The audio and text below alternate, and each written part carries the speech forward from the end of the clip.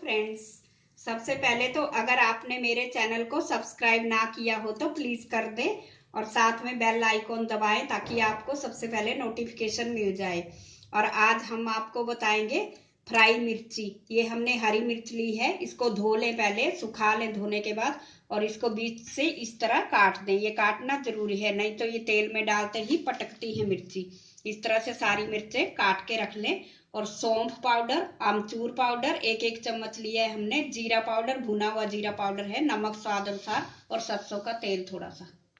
पर पैन रखेंगे, पैन या कढ़ाई जो कुछ भी रख सकते हो आप, और इसमें 1 टेबलस्पून हमने तेल डालना है। तेल को गर्म होने देंगे।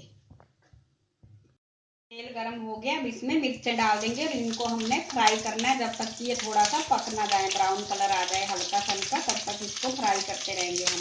इस तरह से इसको हिला हिला के चलाते रहेंगे।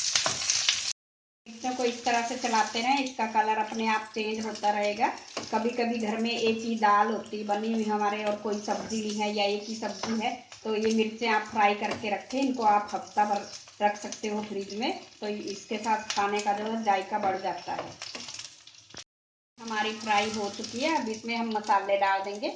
ये सौंफ पाउडर डाल दें, इस तरह से फैला के डालें ताकि सारी मिर्च में चला जाए।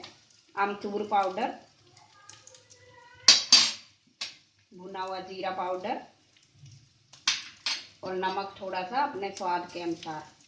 अब इसको हमने अच्छी तरह मिक्स करना है और 2-3 मिनट तक इसी तरह सिम गैस पर फ्राई करेंगे, फिर गैस को बंद कर देंगे। फ्राई मिर्ची खाने को तैयार है।